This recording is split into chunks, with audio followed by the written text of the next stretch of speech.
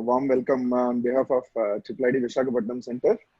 And this is the first session of design talks with architects. And here we have with us architect Aditya, who is a award-winning architect from Visakhapatnam, and he graduated in 2004 from Andhra University, and he had his master's from University of Memphis at 2006. And he worked in Florida till 2010, and he started his practice. And in his portfolio are more than 500 projects completed till date, with residential and commercial sectors being covered. And recently, he is the recipient of Concrete Award, which is being held last year, and he's also one of the shortlisted awardees for IIIT Awards. And today we are going to discuss about the present and future practices of interior design in this specific context, the COVID. We are facing a very difficult time in terms of design as a fraternity, and things will never be the same again for everyone.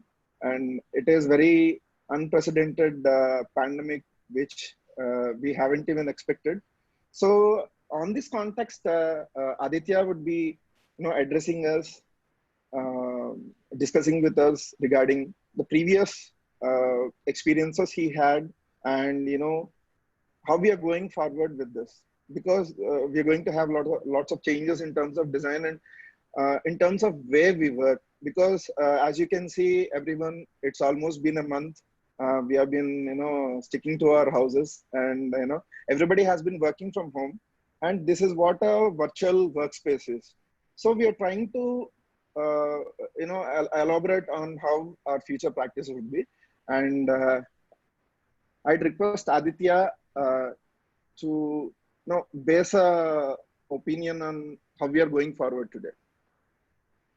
Thanks, Harsha. Thank you everyone for joining, and it's a good initiative from IIIT Vizag, I would say. And since it's the first time, probably there'll be a little bit of hiccups in terms of how we're going to conduct this session, but it's a good initiative nevertheless. Being an architect and interior designer, sitting at home for a month is kind of a tough job. I mean, I can really see a lot of things happening at mental and physical level, because there is too much of discussions happening around what will happen to the current scenario in terms of the society as well as the profession. So the topic for today, what IIIT Visakhapatnam has asked me to really talk about, is current and future practices of interior design. So we can talk about the current practices that we are doing. Most of the people would be interested in what we are doing right now. We'll only be sticking to the interior design role. A touch of architecture also will happen in the process. So logically, the basic design process, we all know it's very simple process. I'm gonna share the screen for the process. So this is more or less the same process everybody adopts when we talk about interior design. First, in order to have interior design has to happen, we need to have a customer. So we meet the customer, then we basically discuss his requirements. We go through the documents that he has to supply to us in terms of the spatial analysis. Then we go to the conceptual design phase. Then from there, we move on to the visual design to the client, where we will be doing all our basic. First level was schematics, then you go to the 3D renderings. Then based on the 3D renderings and the client approvals, you go on to the estimation and agreement process, upon which again the agreement has to come from the client side as well. Then you go to the project implementation, and certain timeframes have to be adhered to. Then we move on to the project completion. If it is a turnkey, it's the same process, but the budget and agreement and estimation will change accordingly. Otherwise, independent contractors will come and do the job. This is the current scenario where we are actually working on right now. It's more or less everybody adapts this scenario to their own scale of the office and their own project scale. But more or less people are happy with what is being portrayed here. And in context of current scenario and changes we'll talk about later to the process in which we are working in interior design. So that's the basic process. So Harsha, you have anything to ask on this? Ideally, when we go about the process now, we see a lot of client interfacing in our offices. So, do you expect the same to happen after this pandemic? That will happen, Harsha. I mean, I'll basically pick it up. I mean, everybody is really worried about the current scenario because of the overload of information that we have over internet and online and TV and everything. So I'll take you back a couple of years, like 5 years before. Vizag has seen a huge catastrophe called Hudud.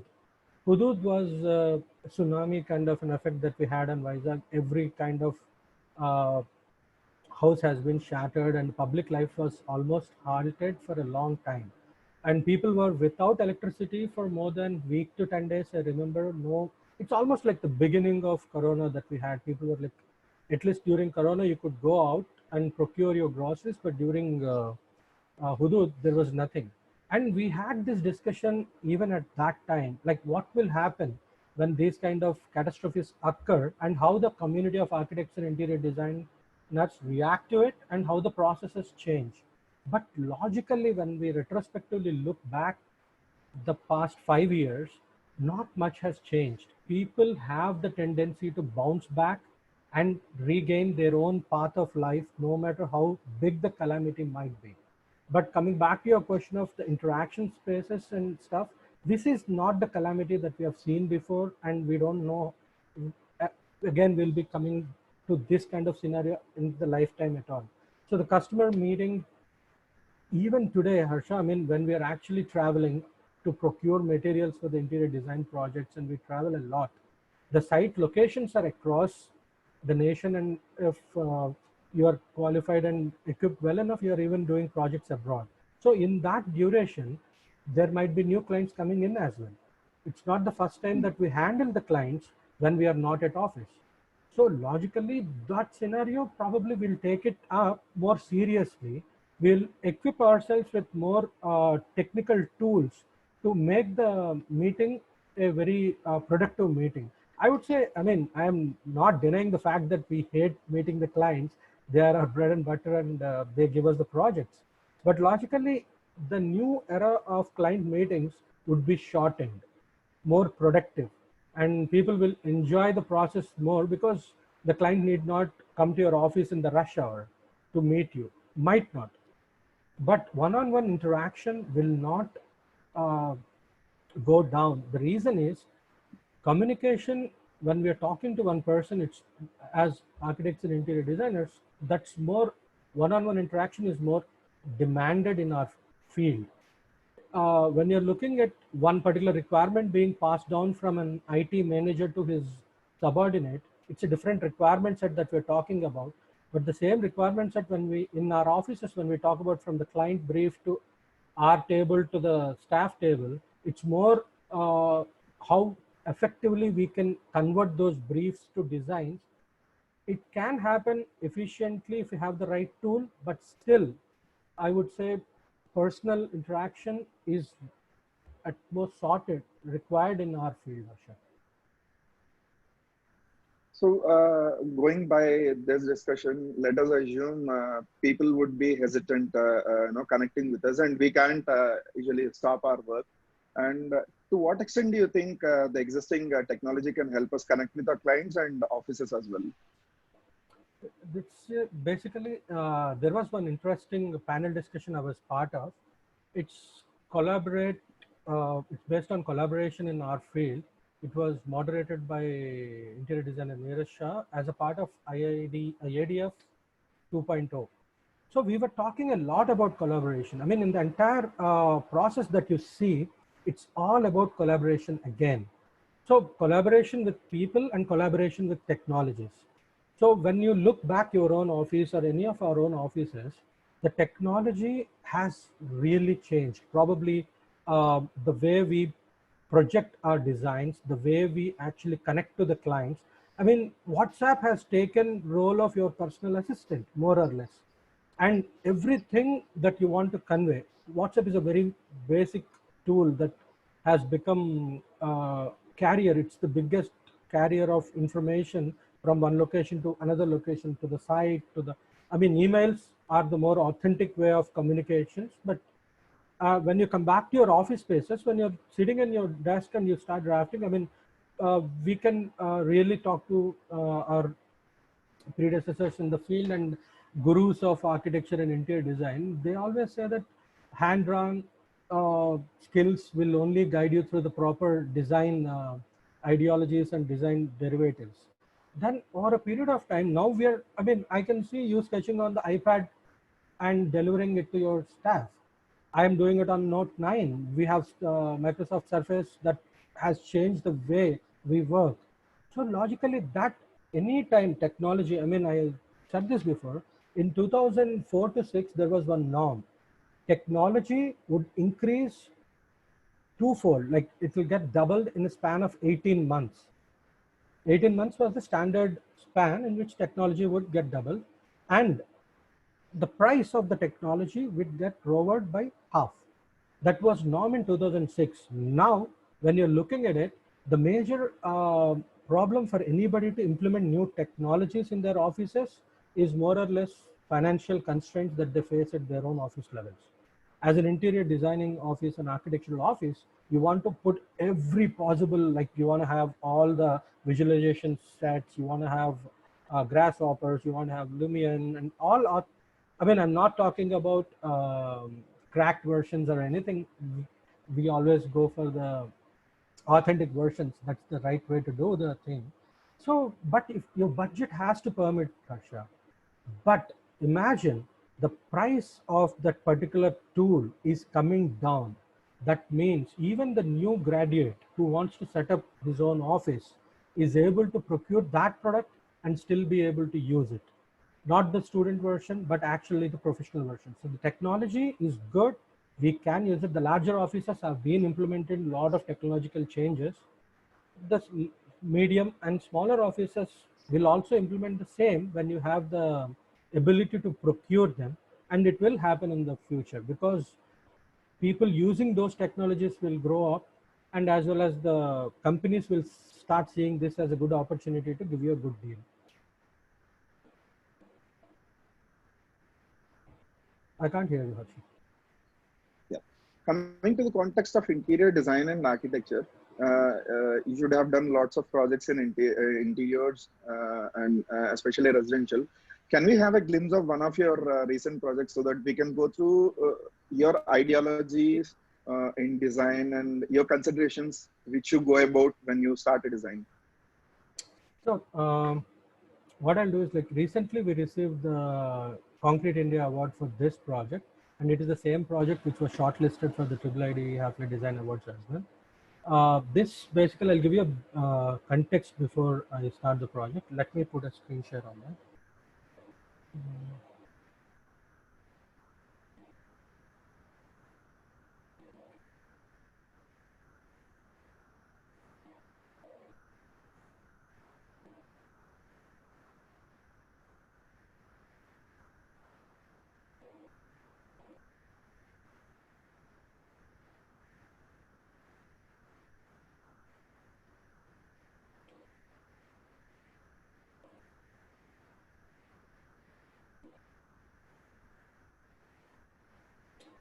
I think you should be getting it. Yeah. Okay. This basically is a residential project of 8,500 square feet. We'll talk about the entire process. Initially, we went through a theoretical approach of how we go towards a design. So this project basically belongs to a couple doctors, both of them. They stay in a place, Vijayawada, and we basically have taken this project as architects and interior designers as well. So it's, the extent is around 560 square yards and the built up area is 8,500 square feet. So the location, as I said, it is in Vijayawada, and it's basically located in a very dense urban setup.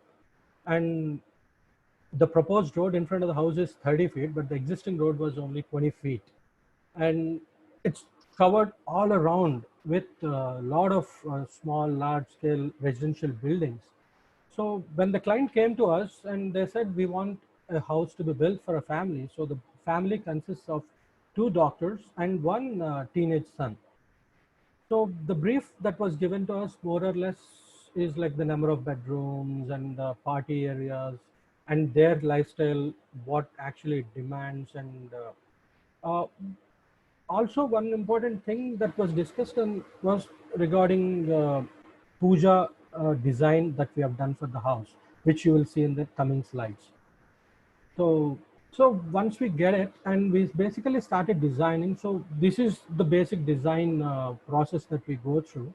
So it's basically the linear central circulation spine that we have taken based on the client's brief. And there are setback norms that we have to follow in terms of bylaws, and Vastu is one thing that you have to abide whether you like it or not. And the basic cube that we arrived from there, since the space basically does not give you a lot of outward views, we had to create a lot of inward looking and outward looking vistas. So what we tried to do was we tried to remove blocks from the existing solid block. So we started creating a little bit of interesting spaces. So the basic, there has to be some focal point for the house, and that also has a meaning. Nothing comes like, I mean, you can't do things just for the sake of it. It also needs to have a proper functional purpose. So as I was talking about the puja unit was supposed to be designed in a way that we cannot have people walking over puja. And also it has to be located in the first floor.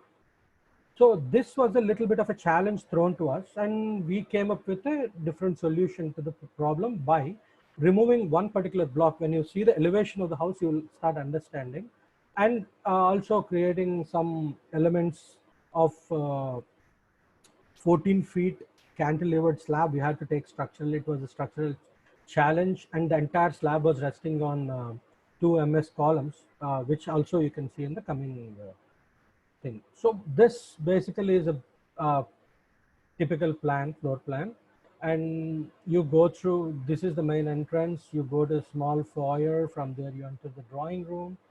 This vertical circulation was given in two levels. One is the staircase, other one being the number 19 is the elevator.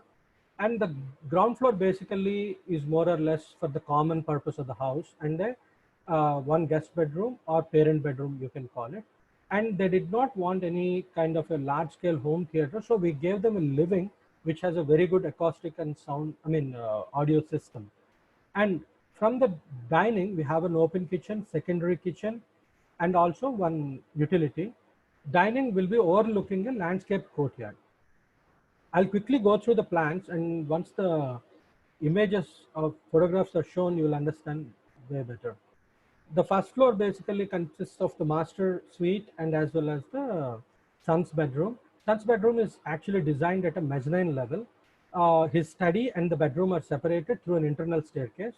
That's the same floor which also consists the puja, which is number 22, and also which is located in the double height. And the 31, which is the overlooking courtyard from the dining room, is also a double height courtyard. And master suite also has a walk-in closet and a master toilet, and a family area for the to actually read. They didn't want to have TV or anything.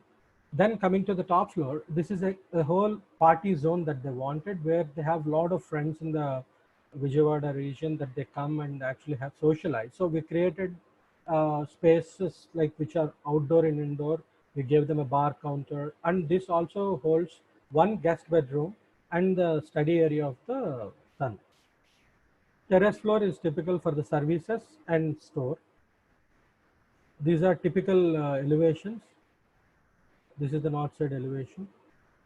Sections will give you a brief of how we actually took different levels of the house. So this is the house that we're talking about.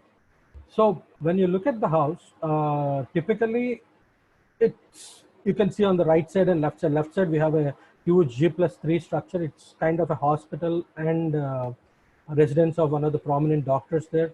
The right side one is a little dilapidated kind of a house, so not much of a scenic view that is possible. On the opposite side, on the road side, other side of the road, you have a G+4 apartment structure as well.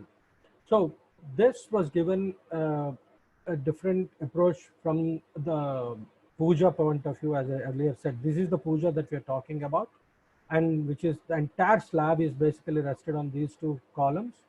And so this is the main entry to the house.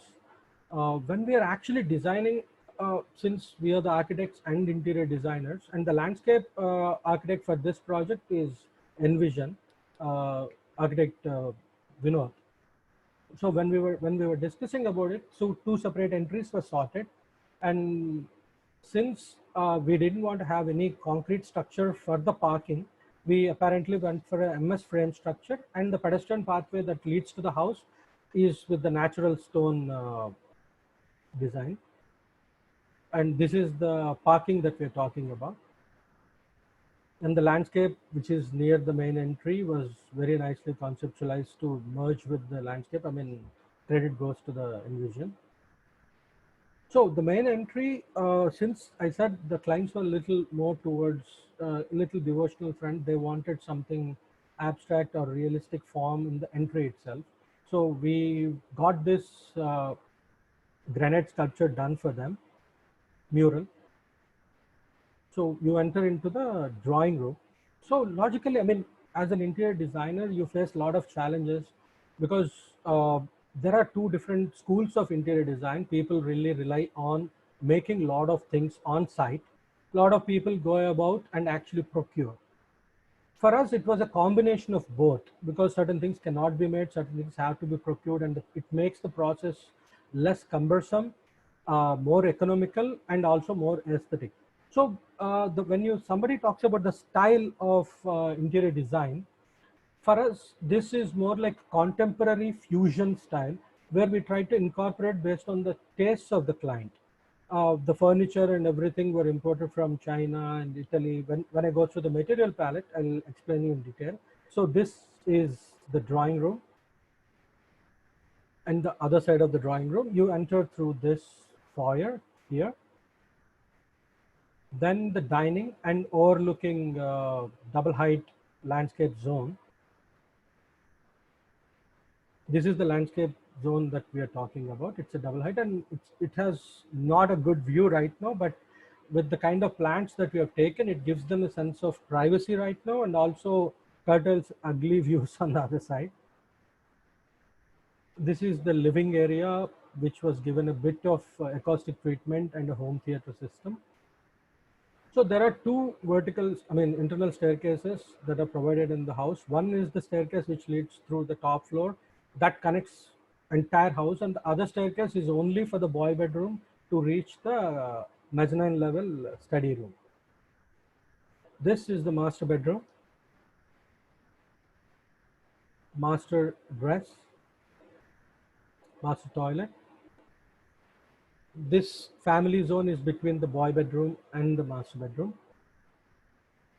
This is the boy bedroom, and the boy basically, it's a little funny story. He came to me and basically said, Uncle, I want everything in safari style.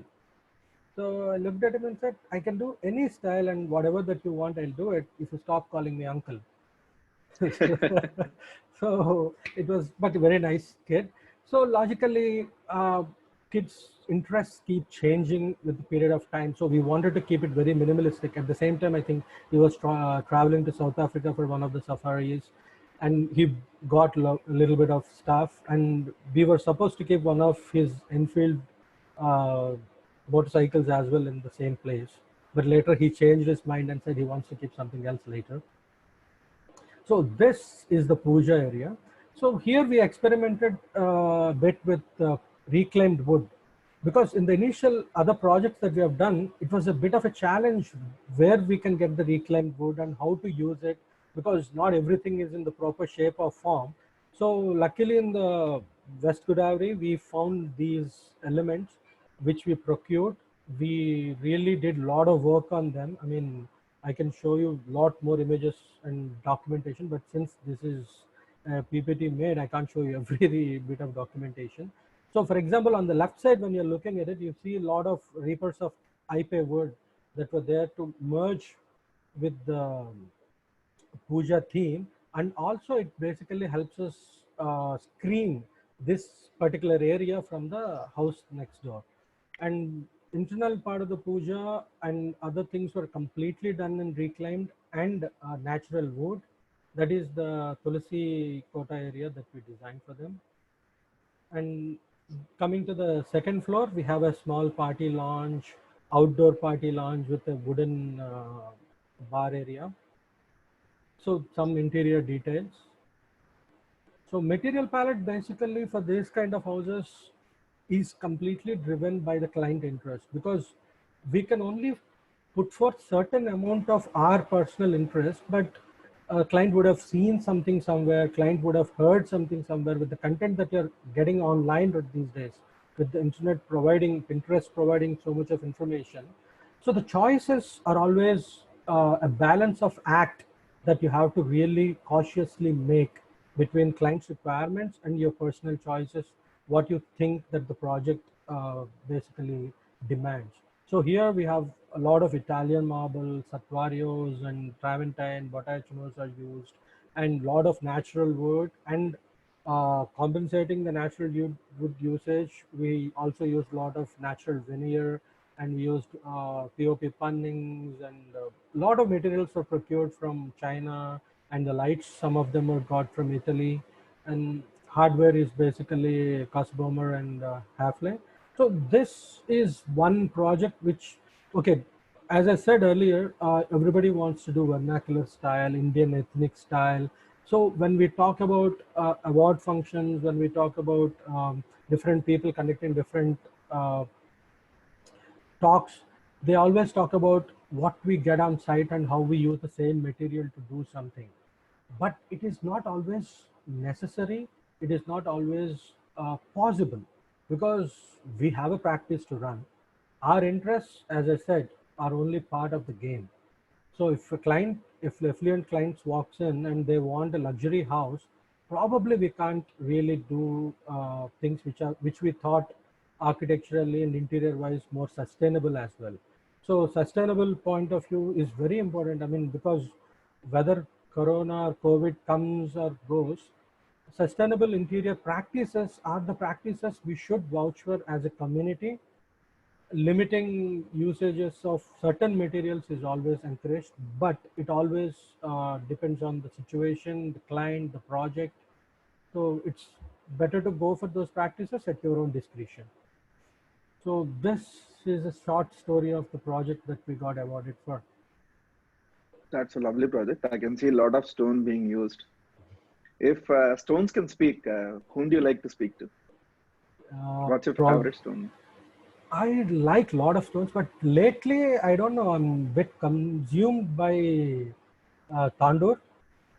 We could really push Vizag clientele, Vizag clientele and usage of Tandoor. We are talking a lot of a project which is more than 10,000, 12,000 square feet. Also, we are able to convince the client that Tandoor is a possible stone, because logically I got really bored of Italian after using it for so long, and every house looks the same when you do it the same way again, because most of the projects you get are the ones that you get published, and the clients look at it, we want the house like what you have done in that place.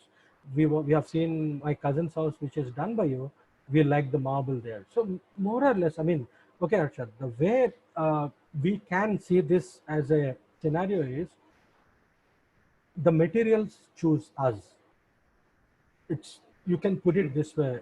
The reason is you can say anything. For example, the client comes back and says, sir, I mean, we really don't think we are that ethnic. We want something in French panelings and everything. We want the luxury. I'll tell you a very funny story in this practice of mine in India. It was always difficult to actually understand the client in the beginning phase, because you don't know what is his likes and dislikes. So basically what you do, you prepare your own Q&A papers, you prepare a lot of imagery to show them like, okay, we can design your interiors in this fashion, we can design your interiors in this fashion. But logically they are not architects or interior designers to understand our vocabulary. So one project, this was like in the beginning phases of my practice. A couple came to me and said, we want you to design interiors for a house. The building is already done. by other architect. I said, okay, fine, not an issue. So we went and we saw everything. That was a modest 5,000 square feet of place. So we talked to the client and I asked, like, so do you want something contemporary design to be made for your house? He said, yes, yes, we want contemporary. We like contemporary. We are quite modern people. Like, of course, there is a huge difference between contemporary and modern. So we start doing a lot of stuff for them and we start making 3Ds and we keep sending. After a while, what we understood was every 3D that we sent to the client was sending it back with some other remark. So our 3D guys who are doing it, they kept coming back and we modifying the design and we sending it back. That thing went on for almost a month. In this scenario, the client was a little away from Vizag. So personal level interaction was a little less. Since we thought it's a regular process for which we design and send them. So after 1 month, I asked the clients if they could visit the office for a design discussion. So that 1 hour changed really my life because they said they got some pictures at that point after like almost 2.5 months of design process, which were looking very, very classical way of designing the interior. Our entire efforts that we put forth. So we had to make a choice, whether rub our interest, that is contemporary style of interior design, onto the client, or take that project and completely remash it with the classical style of interior design. So we took a step back and thought, okay, it's their house. If this is what they're talking, so let's do something on a balancing act again.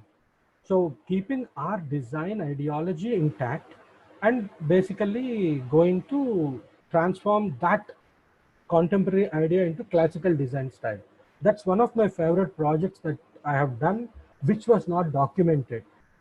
Documentation part we'll talk about in the next session maybe. That's it, Harsha. Yeah.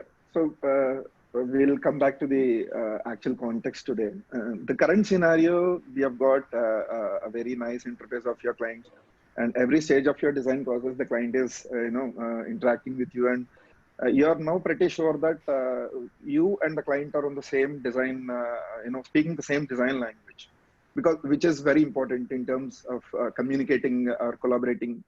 So coming to the future, we need to discuss on two different points. One is architects as well, architects and interior designers who are going to work in offices. And I still believe, even me, I've informed my staff to work from home for the next 2 months. So more or less, I'll have my Zoom meetings, work from home. So this is how it has changed our practices a lot. So coming to this context, what is your ideas on how our environments change with this pandemic? How we are going to react to this? There are 2 points to look at, Harsha. One is how your office functionality will change. Two, how your design ideology will change. Because when we're talking about how your office functionality will change, we are in the same boat with everybody else in the world. Because probably I think it was 1919 or 20, this kind of stuff happened. That was a different scenario. But now when we're talking about, first thing that strikes your mind is you're jobless for the last 1 month. Probably that would not have happened for a lot of people in their practices, but Yeah. there are certain things when you can't really escape, probably you should equip. What I mean is, like, I don't know, I mean, how many people would have taken this as a good opportunity to really enrich their skills. I mean, I'll start from the intern to the principal architect or interior designer in a firm. If this discussion we were doing 1 month back, probably certain cues would have been given to certain people. But what we have done is, it's not, I mean, how efficiently we are able to work from home. If you start rating the level in which you are working from home right now, probably I would put it this way: entire work that used to get in office in an hour probably is taking a 2-day period right now, because it's not possible. There is a lot of data sensitivity. Everybody faces this. I mean, we use the term work from home so easily, but we are always afraid our designs cannot go out, client confidentiality cannot go out. We don't want to give our CAD drawings outside because we have our proprietaryship to protect. And so logically, people started understanding this particular kind of data that we have, there is more data that is available online, which is free for everybody. So that a little bit of fear started coming down, because there is no other way other than basically going and putting your files in a common server and asking your staff to work on them. After that, everybody is under a little bit of stress. We don't know what's going to happen. So pushing one person to an edge to get your job done. I mean, taking back to your office when this particular scenario is not there, probably would ask your staff to work a little extra to finish what particular job done. Now we are not able to really push people that much. The reason is we don't know what's going on in their houses. We don't know the kind of stuff that is helping his parents or her parents at the same time, and what kind of additional jobs that they're taking. And they have 24-hour framework to finish the job. So maybe night they can work, daytime they can work. So we have to be a little compassionate towards our own partners in the situation, and we should put it across. That is at the office front. But logically, when we're talking about as architects and interior designers, how this will transform the way we should function. Okay, this is a very typical scenario, Harsha. Why I'm saying this is, in the beginning, I put it across a scenario of Hudud. Hudud being the cyclone which affected Vizag tremendously, or we can take the tsunami 2004 that affected the coastal regions of India and Thailand and everywhere. So everybody had these kind of pandemic discussions happening, and people were talking about how the entire world is going to change and what's going to happen and stuff. Nothing really did, apart from certain regulatory changes. Like, for example, Vizag, I was talking to somebody else in the morning as well about this. Government issued orders has to have probably 180 kilometer per hour wind load impact taking glass that needs to be put. There ended the matter. We were never worried about our plumbing lines getting disrupted with this kind of stuff coming back again. So what I thought was, okay, smart people upgrade.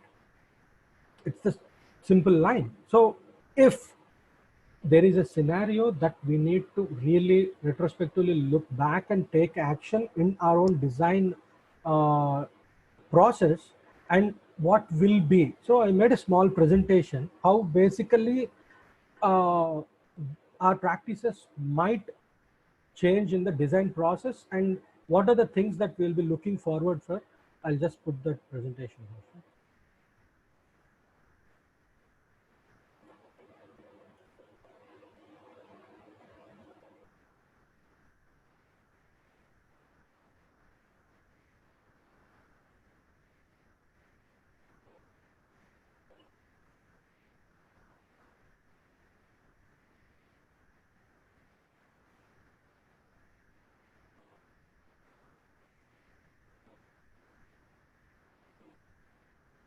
Um, I just named it COVID, ID being interior design.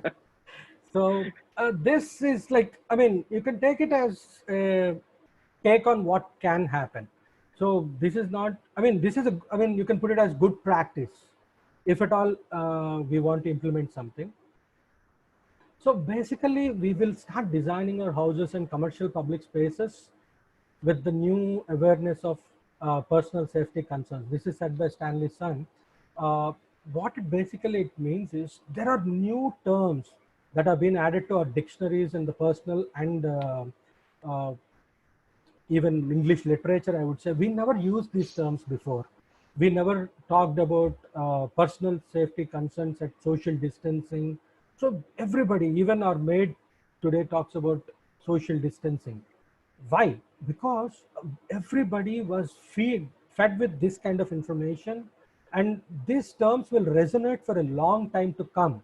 Because what is the most important thing that drives human nature is fear, Harsha. I mean, I personally believe it. Fear is something that will change everything overnight. So we do things out of fear of something. For example, you don't cross the red light because you have fear. Apart from you want to follow the rules and everything. while driving the car, you don't talk on the mobile. I mean, you should not talk on the mobile because of fear of something bad happening. So fear basically drives our lives in a proper manner. Healthy, I mean, respect towards fear is a healthy way of living. So, okay, this is a small presentation. I thought, okay, what will happen to the coming generation of post-COVID life? So, what will happen is we'll start combining virtual environments with the physical spaces. Uh, you know what when I'm saying virtual environment, we right now are in a virtual environment and using our physical spaces for that virtual environment. Like how many times you would have done these Zoom meetings before? No, 1 month back I never knew Zoom. Now we are talking about Zoom webinar and we are part of the Zoom webinar. We are conducting everything we want to conduct for a month or so. So where am I sitting? I'm sitting in the bedroom. But how am I accessing everything? So logically, if I had envisioned this before, my entire physical parameters of how I designed my own house would have changed. So when you look at the chair, Harsha, basically the chair has a high upholstery that is already given and one small uh, pod that was given which can hold your iPad or your system. So this basically, just put it, sorry. This particular chair, for example, you're doing one meeting at home, you're very concerned how your background, how's your background, where do you want to keep your system and how you are perceived by the other people when they're looking at you. So these kind of designs will become more popular because even these kind of situation like Corona or post-COVID does not arise, the chair still needs to look good. Functional values and aesthetic values are very important. Both are very important in interior context.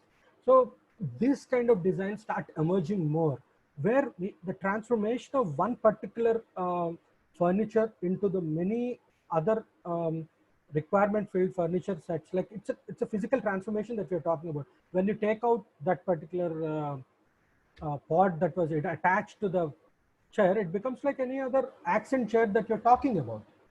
So we'll start combining these physical spaces to virtual environments because we will need them at some point, because we are used to certain relaxed lifestyle of sitting at home, still be able to work. So this can help you on a Sunday morning when you want to do some other work with your client or your staff if possible. Then let's talk about public space interior and exterior as well. So public spaces basically will include universal clues for comfortable social barriers. Cocoon One is a very popular pod model. So there is one new term called personal bubble. Everybody is talking about their personal bubble. I think recently even saw an interesting documentary on a guy in a personal air bubble, was traveling to his girlfriend and proposing, and it became a huge sweet news across US. So these public spaces, we need to have social barriers. Earlier, if I saw you and probably we are meeting after a long time, probably we would run to each other like DDLJ and hug and probably express our love. Probably now, probably I'll salute you saying, I don't even probably do this. I'll probably salute Harsha, how are you? Over and out. That personal social barriers will not go because of the fear. We started liking what we are actually perceiving as our own personal hygiene and personal space. Earlier, people thought maintaining personal space is expensive. People thought maintaining personal space is based on their individual ego. But now it has become a new norm that we are really talking about. Then this will impact the design in a very huge way. So space planning and circulation programming will include physical distance measures. So this probably on the image on the left side that is common every time when we go out these days. Even the smallest of grocery stores and vegetable markets started putting these circles. But when you go towards a little upscale re, supermarkets and stuff, 2 meter distance is the social norm.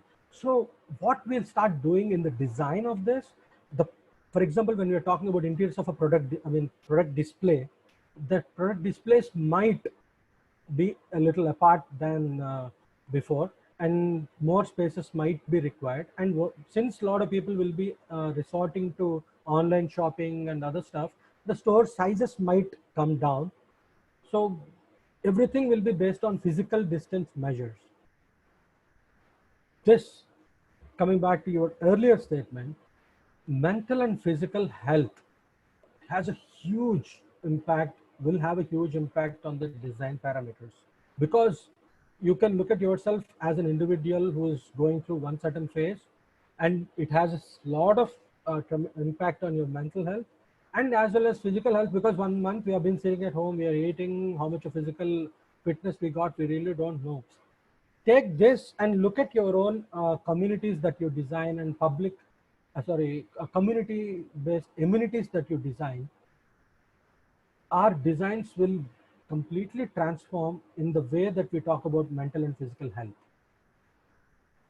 And okay, this is quite interesting thing that I really thought.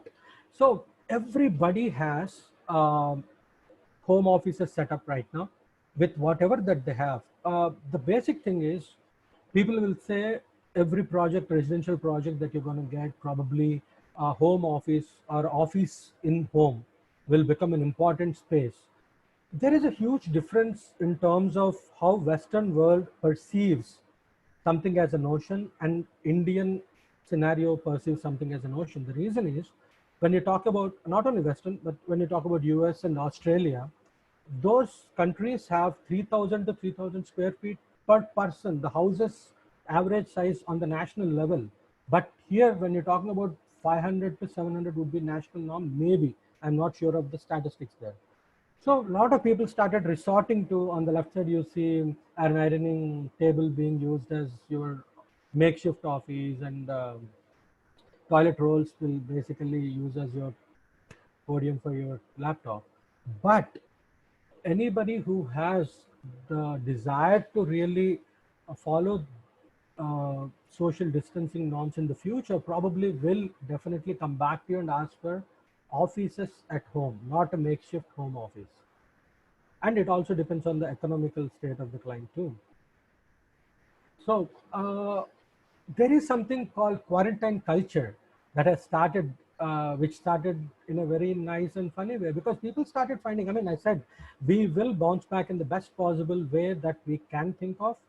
So it's a very funny cartoon that I found, like social distancing and social dancing.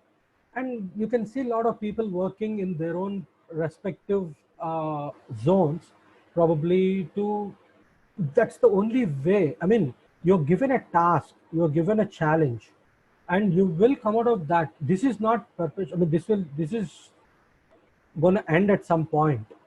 So when this ends, it will definitely leave certain traces of this particular lifestyle. uh, Before this, I never stayed a month at home. So I didn't know how a month at home and spending so much of time with the family would be like. Maybe I'm a bit used to this right now. After 6 o'clock, when I close my office, instead of going and playing snooker or going to a movie or a drinking session with my friends, probably I'll rush home because I started liking it. So this will leave a lot of traces on our minds and bodies in a good way too. We'll spend, I mean, whenever somebody says family comes first, this was the time to show that the family really comes first. So that's a small presentation on It's a post. good thing that this negative times are having a positive impact on our cultural fabric too. So, what do you think about the final discussion? We'll wrap it up soon. What kind of technologies do you think are coming in the future? Because we have a lot of,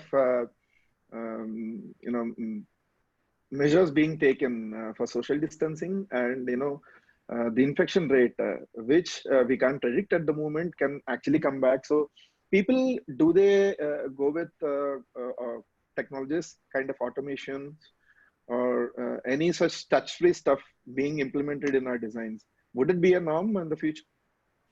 I mean, okay, probably if you have taken physics in your +2, you would know somebody, some interesting dude called Niels Bohr. Niels Bohr is a physicist. He said one thing: um, predicting future is difficult. Predicting future in a pandemic is stupidity. Nobody has a clue. No, we really didn't really think it through. So if there are no ifs and buts in the future, because we can't, we can only prepare ourselves for the future, we think, but we can never ever prepare ourselves for the future because we never expect these kind of things to happen. But when we talk about future that we normally go through as a routine in our lives, we think of it as a future. We want the same routine to go through in the future. But coming back to the technology, we are happy to really use technology for financial benefit, Harsha, and ease of use. These are the two aspects. Hmm. As I said earlier, and if it is workable, I mean, uh, for example, VR. In India, designing VR is really, really kicking it up. I mean, there is one dear friend of ours, Vinod from Ameya. They're doing a lot of projects in VR, presenting it for the clients and stuff. But again, the affordability, if VR comes cheap to you and you have right skilled person doing VR for you, probably you'll take it up. How many of the practices that we have right now are able to do it, entirely depends on their feasibility to procure the technology. But the technology of the future definitely are not the ones that we are looking. I was also talking about social health experts coming into the field of architecture and interior design. Definitely, it will also be, I mean, large scale firms. When we talk about this, probably large scale firms will be able to employ those people for the mental and physical health parameters that we talked earlier in the futuristic designs.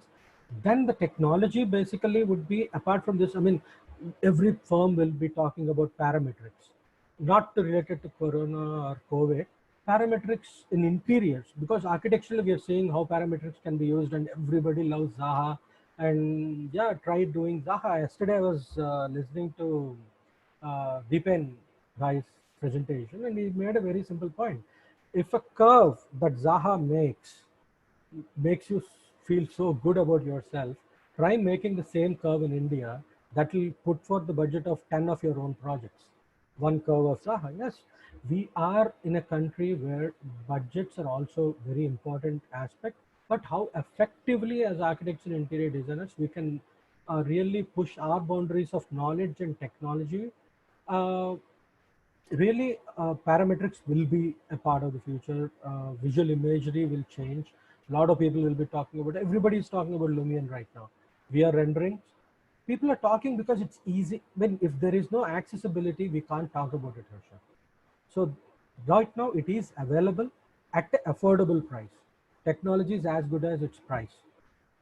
So otherwise, a lot of people will be entering your office to check whether you're using proper software or not. And in this design context, you source a lot of material and furniture pieces from other countries. Now that the supply chain is disrupted, do you see the spike in production make in India to be the next thing that architects should consider? Actually, I'm a huge fan of going out and procuring stuff. I mean, okay, a lot of people started sending these WhatsApp messages like ban China, have a lot of love towards India, don't go to China because China has given us this corona and all. I mean, I find it very stupid argument on the whole, and I really, really don't like it. But the fact is, we love India, we love our clients, we love ourselves. That's the reason we go to China. It's not because of love towards China, really. I mean, you go there because you want your project to come out really well. You go to Italy because your client is a little affluent and you want your project to come out good. And you're curtailing a lot of effort in traveling to individual cities in India to procure the same furniture pieces and artifacts and lights and everything. So logically, you go to one destination because your job in 1 week it is over. Otherwise you would be doing the same thing in India too. So this is one interesting story. There is a dear friend of me in Ahmedabad, and I was supposed to go to Ahmedabad for furniture procurement. At the same time Corona happened. Then I started doing a lot of research because I know even if I wanted to go to China or Italy, this time it's going to take at least 6 months minimum. Even before I come out of the fear to go there, and my family allows me to go there. So we have to find alternative solutions to get our houses and commercial spaces done in a proper way. So there will be a lot of research happening, and Make in India, Harsha, is already happening, but not at the scale that we are actually want it to happen. But you will see a lot of changes in the way furniture design, modular industry will affect the lives of current architects and interior designers. I think a lot of Great. Q&A happening parallelly. Yes, yes. We'll go with the questionnaires from the participants. I request all the participants to put in your questions and or raise your hands. So Aditya would be able to answer your questions. And in the meanwhile, we'll go through the previous questions. And one of the questions is, where does the finalization of design phase fit in considering your process flow? I didn't get it. Can you say that again? Where does the finalization of design fee, your consultation fee, fit in considering your process flow? Basically, it's for me personally, the design process that I showed in the earlier phase, my design process starts with the fee, because we are not running charities. This is very clear. There are people who are working in our offices. There is office rent or office equipments that we need to pay for. So we can't really be charitable to a cause in when you're running an office. So logically, I would say in the beginning, when you understood the scope of the work, when the client gives you a brief, he'll basically give you a scope of work. There needs to be a physical parameter to the scope, that is square footage or number of units that you want to design. That's when you finalize your fee. And also, we don't have the habit of writing proper agreement with the client. This has to change in our side of the world, because agreements are the ones which are very, very important, and it basically keeps the client in check. What if the process the project gets delayed invariably? So for you, probably the project is important. The project gets delayed invariably. Your resources, you're using them for the project for a long time. If that clause is already included in the agreement, probably you're safe. Don't think your time is useless. Getting projects, everybody who does a good job and hardworking people will get projects. Vizag being the capital right now, probably will get more projects. But across the India, I don't know how many people have joined from the other places. You will get your project share, but don't do it for charity. I'll take an example of one of the greatest persons, the founder of IKEA. He said, there is no idea without a price tag. There should not be an idea without a price tag. So what good it is, you have a beautiful idea and design theme and you can't sell it. We are in the business of selling our ideas and our creativity. So first instance is the fee. And if Okay. possible, Coming to the multiple next one. revisions. Yeah. And coming to the next one, architect Bandhan Mishra. As a designer, how do you support building automation in your project? How do you support? I mean, automation is not like some alien thing. Automation makes your life easier. Again, it's based on your affordability. Right now, it's the best time to think of automation with a lot of new technologies. And even recently, we visited Legra unit. It's even right now, while I'm sitting here, I really want something happening in the background. There are two schools of thought. I can as well get up and switch on, switch off something, as well I can do it from my handheld device. So it basically, again, okay, this is how we go through the process, because I can't really talk about pros and cons of automation, but we explain the client in detail how their house can benefit, how they can benefit from automation. So we try to strike a chord in between being physical to the devices that we have, and being using automation as a tool. So somewhere in the middle, you will use it. Certain projects probably we have done complete automation of the house, but it's one thing we have to remember all the time is it is not the house that we are designing for ourselves. So it is a house that we, or a project or commercial space that we are designing for somebody else. automation is directly proportional to the usage by that particular person. Great. It's a question from Mayur Shah. What changes would you suggest in agreement with respect to in India's aspect? What aspect? In agreement, okay, Make in India issue. So, Okay. what changes do you want to make in Make in India? I can't make any changes in Make in India, but agreement At is least what. what you are. No, probably I got the question wrong, but from whatever I understood, I can't really do. Everybody loves their country. I love other countries too, and the lot of knowledge that I gained today, it came from a bit of my existence in US and other countries that I visited. But coming back to, I would definitely love to see a lot of things happening around in India. The reason is it makes uh, things lot easier for us. You want to go somewhere and spend time, you are constrained. For example, there are a lot of furniture designers, furniture manufacturing factories, which can support our design themes. Compromises will be minimized. You can be an architect, interior designer, and furniture designer and product designer. That is probably because you get bored at some point doing whatever that you're doing right now. You can't keep doing the same stuff again, again, again. So these things will give you a breath of fresh air. Suddenly you start designing a sofa, which can be possible with the financial limitations of that project. You're so happy that you also could do that. So it gives you design diversity and also gives you a lot of freedom to work around. That's Make in India for me. Great. I request the participants to raise their hands in case they wanted to speak to Aditya, and I'll take the next question. It is by Arundhati Sate. Can you share a copy of the sample agreement? Yes, Arundhati, and it is going to follow in our next sessions. We are going to cover financial aspects related to interior designers and architects, and also the legalities by consulting a lawyer who would be our guest speaker soon. So we'll go into detail in those sessions. Thank you. And again, it is from architect Anand.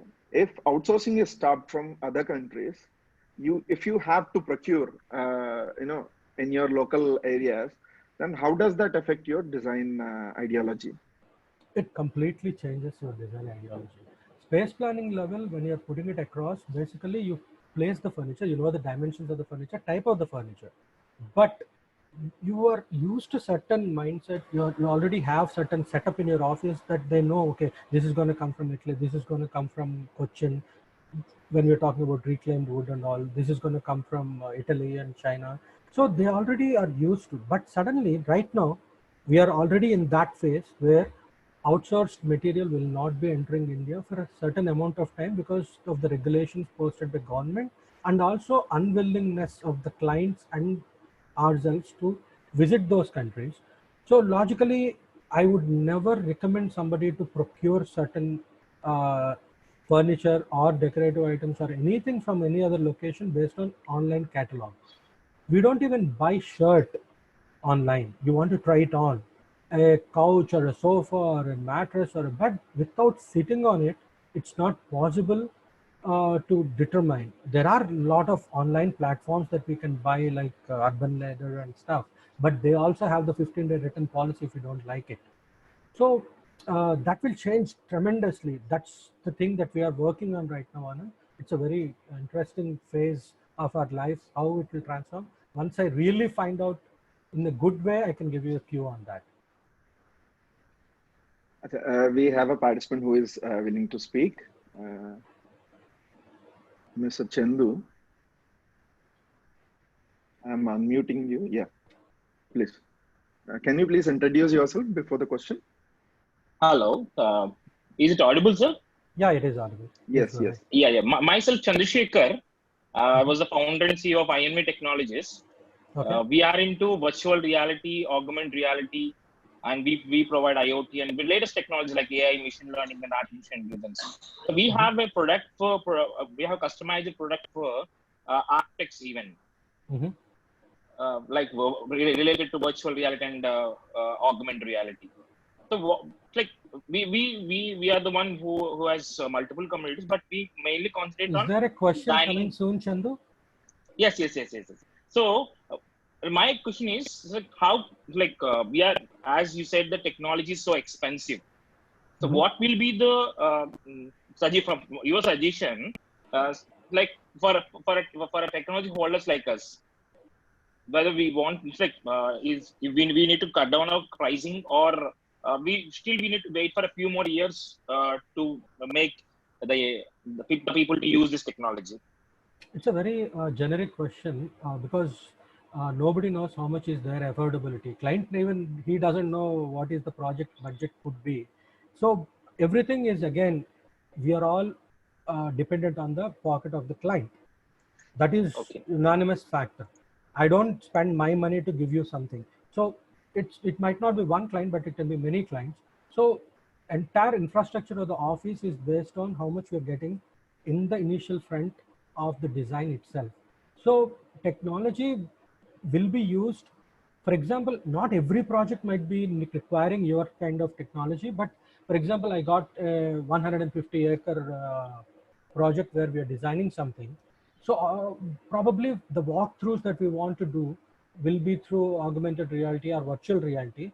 And also we're getting a lot of money from that project. So I wouldn't mind spending that kind of money on that project. But we are talking about a small 3,000 square feet of a place where the client probably we thought 3D in a JPEG format is good enough for that project. Probably we would not go and venture into your waters. So it is project to project based. Yeah. And you can't cut your costs down based on that. It's not possible. You know how much profit that you have to make anyway. You won't do it for my personal cost. Yeah. Thank you, Chandra. Yes. Thank you so much, sir. Yeah, thank you. And coming to the next question, it is again related to the luxury products. How does the luxury kitchen appliances business would be impacted, keeping in view clients would be looking at only basic necessities? This I had a discussion with my wife regarding the same aspect. It's a very good thing. The reason is, I mean, okay, luxury, everybody wants luxury. Why do we earn money per se? We earn money to get a secured, safe, and luxurious lifestyle. So everybody has their own goals in life. So these money, they already would have thought about doing the thing. And coming to the kitchen is the heart of the house. Every house that we design, priority always goes towards the kitchen. We also tell the client it's the belly of the house. I mean, that's where why do we earn money? To get good house, and you can eat 3 times or 5 times a day, now probably 10 times a day in corona times, but everything has to come from the kitchen. It will be impacted for a little while, but it all depends on the global economic situation and current present day economic situation as well. As I said, again, clients' pockets and their budgets, everything will get impacted as far as I know. These are all predictions. I can only predict based on my personal experiences. Again, going back to Niels Bohr, predicting future is kind of not possible, but it will get impacted for a while. That how much I can tell you.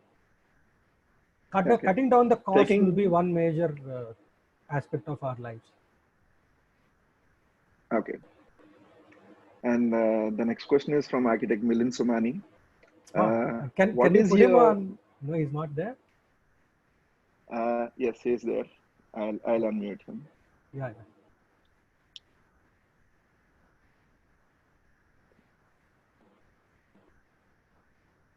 Yes, he's on the line.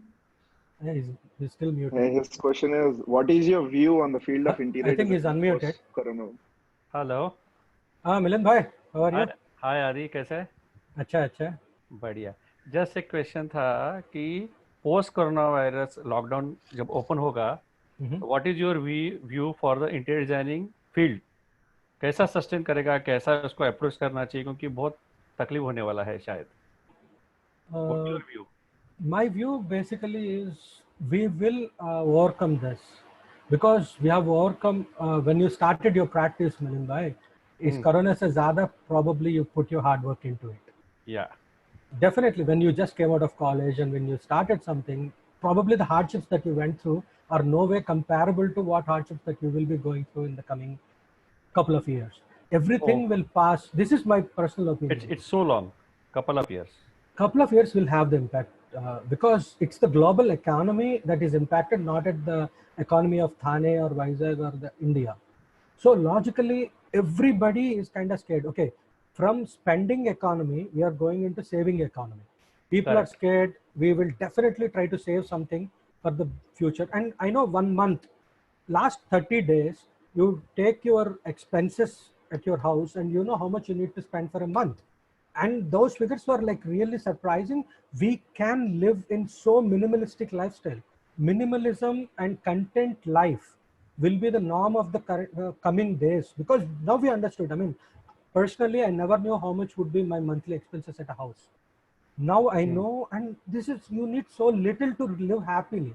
People started understanding that when we transfer that to our current interior designing and architectural profession, we will get our queries also more on the minimalistic lifestyle, and not many clients will run away from a terrific architect like you, Milind bhai. Nothing to be afraid of you.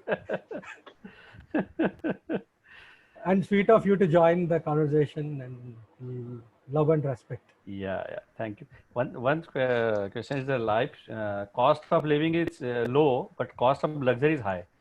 Definitely, that's very well said. I mean, but people, Milind I bhai, mean, there is something I need to add. Recently, I had a discussion with one of the architects, and it is like it is not your cost of living that is expensive.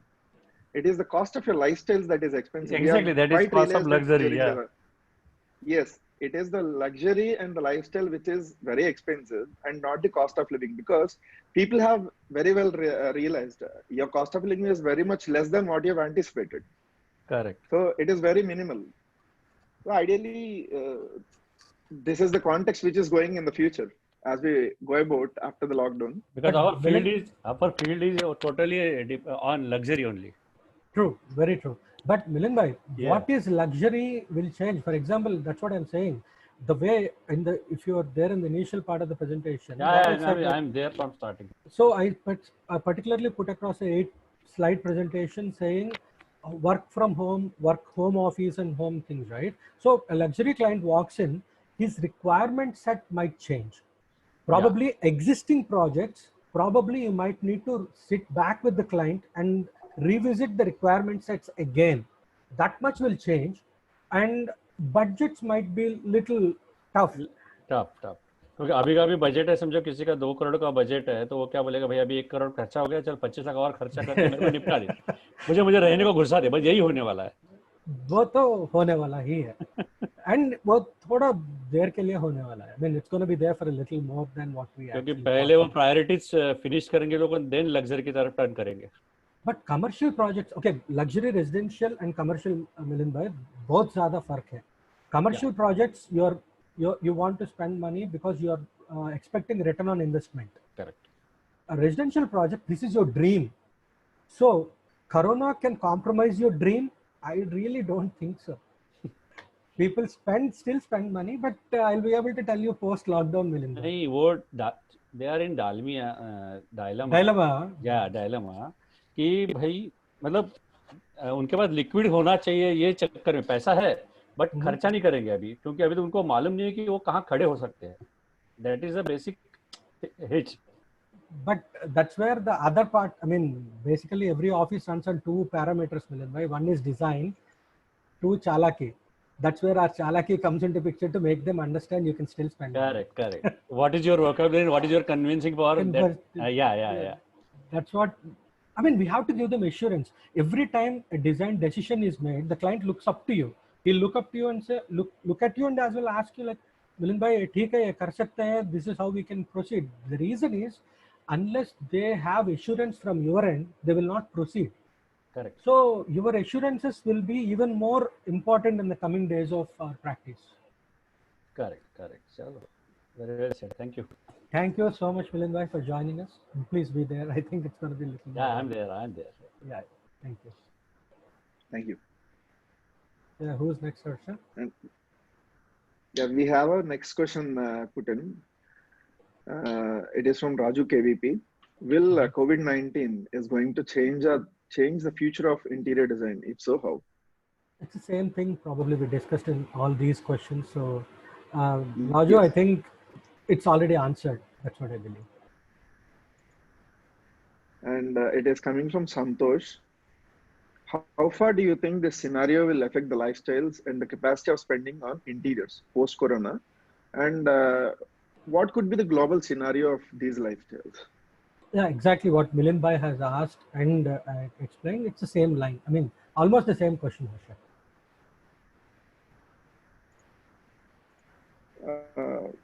We are being forced to adapt. This is a question from a participant. We are being forced to adapt to continue to support employers. What is your comment on this? This is very, very important. And it's okay. There are two scenarios happening parallelly for everyone. I mean, I really want you to pay attention to what I'm about to say. So, there is there are offices that we have to run, personal lives that we need to really take care of, and there are people when we fill the form in what do you call that population counting thing, you number of dependents. For our offices and for our things, we have more dependents. Lot of people work in our offices. So I would say how much you can afford, because all the extra money that you earned, all the profits that you made in your life are only based on the inputs and hard work your staff has put in for you. But okay, a company's growth may be exponential, but the salaries are never grown exponential. So we are always making that extra little because of the people that really work with us, not for us. So for example, in our scenario, we don't have any thought of cutting down the salaries or reducing our workforce. I don't mind taking from my savings and still sustaining. It is applicable to certain number of people that you have in your office. The larger the office, these decisions will make very, very difficult. Smaller offices can easily retain. Larger offices will find ways to really do the things. But I request people to be more Salman Khan being human in terms of these approaches, and even Modi ji has requested everybody not to put them, they're already in a hardship. I mean, I know other companies, they started firing people, they started giving 50% reduced salaries. Do the best that you can do for the people that really help you grow in your life. That's my thought process. Back to you, Harsha.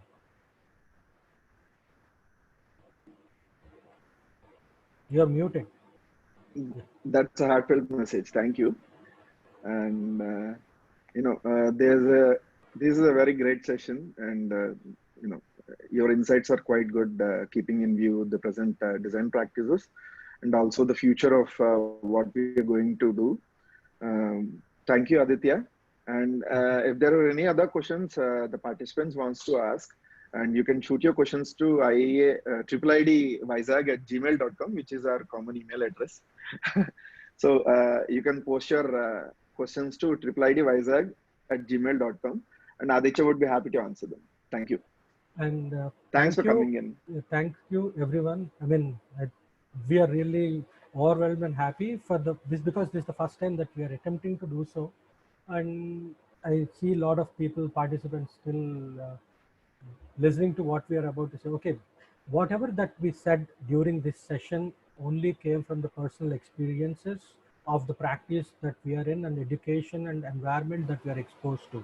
So just like a disclaimer that you see in beginning of the movie, this is a disclaimer that we are giving at the end. So my views towards what I said for the future, or my views what I said for the current, are my personal opinions. If you feel good about it, you can really understand in the way that I said it, but these are not the norms that will govern your practice or your lifestyle. So everybody has a right to prosper in the hard times, and think of this opportunity and time as we still have till May 3rd, and we don't know, it might extend or might not extend, or the second wave of corona that everybody is afraid of might come back. we might have one more negative session. But the whole idea is be happy with what you have right now. This is not the end of the world, but definitely it can't ruin your happiness sitting at home. So try to make use of this time for your own personal entertainment and personal growth. Don't let that smile go away from your faces. Thanks a lot for joining and hope you enjoyed our talk. Thanks a lot, Harsha. You've been a patient honorary secretary to IIIT Vizag and did a fantastic My job. pleasure. And thanks to IIIT Vizag for giving me this opportunity to share my thoughts in this platform. Thank you. Have a great Thank you. evening. Happy evening. Happy Sunday. Cheers.